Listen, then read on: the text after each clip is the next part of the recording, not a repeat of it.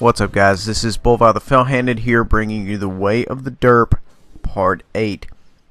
Platoon of 4 of KV2s.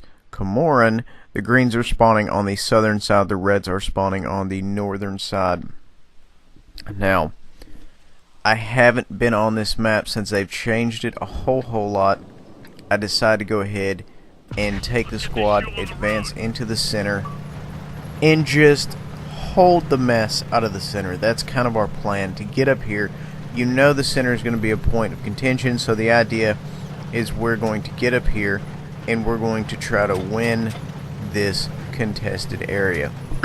Once you win this contested area, you have some decent control of the middle, as long as you have spotters to ID you targets on the outskirts there. That's kind of our plan. Now, granted, we are not top dogs in this match, so we kind of have to deal with that situation, as well as the fact that, you know, there are tanks out here that can really put a hurting on us. So, you know, we're in Death Star mode. We are in, you know, super uber cautious. Let's be, you know, extremely cautious. Let's spread out. Let's take shots and not get shot. And that's the mentality you have to have in this tank in any match. I mean, you know, tier 6, of course, you can kind of throw your weight around. If you're low tier in a high tier match, obviously that's not going to happen. We're going to try to get some shots in early in the game here. We've got some guys spawn camping. We ended up tapping him, catching him on fire. He's still burning. That's fire extinguishers, people. Always run auto fire extinguishers. You can see it. I have it on my tier 6. You need to run auto fire extinguishers on everything. Just do it, or you're going to end up like this poor guy, and you're just going to burn. Granted, he may even have a regular fire extinguisher, but you know, autos, you're not going to lose any health. You're going to get hit. You're going to take a, you know, 1 unit of fire damage, and it's going to kick in. So there you go. So we try to derp somebody off the gate there. We lost one of our guys. Not crazy about that. A little too exposed there, I would guess. They're pushing quite hard on our right flank, and ultimately we can't really get in a position to help at this point because we are more or less engaged. You know, the camouflage factor. I blind fired and killed the guy. The camouflage factor on this tank is that of which you cannot safely reposition, because what's going to happen is if I try to pull it out, try to move, I'm going to get spotted, I'm going to get tracked, I'm going to fix the track, I'm going to get tracked again, and then I'm going to get burned to the ground. So you have to take these things into mind when you take a given position. You need to understand the mechanics of the game if you wish to be successful. And that's kind of what we're doing right here. We're, you know, you can see the KV2 to my left is side scraping off of the rock or off the side of the building. I can't tell which one. And, you know, caution is the watchword here. We're being extremely cautious. We're not risking our tank. We're not risking our crew. We're not doing any of that. We're essentially just waiting for targets to present themselves. Now, the KV2 is not a spotting tank.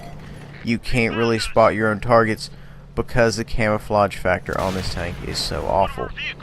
It's probably akin to the Waffenträger E100 of the tier 10. Just absolutely horrid camo. You can see the thing from outer space.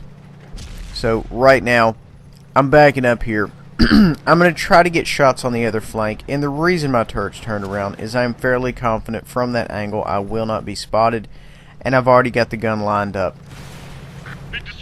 Because, you know, you really only need to focus on where the hull's at, you know, when you are actively being shot at. Of course, I'm kind of also thinking at the same time, I'm in, you know, I'm low tier in a high tier lobby. Which way the hull is isn't really going to matter. If you really, you know, put some thought into it, you're like, yeah, it's not really going to matter. They're going to pin me regardless. So I've got a little bit of shot here, not much of one. And it's kind of shots like these you really have to debate on taking. So I fired and missed. You know, you're not always going to connect with the derp.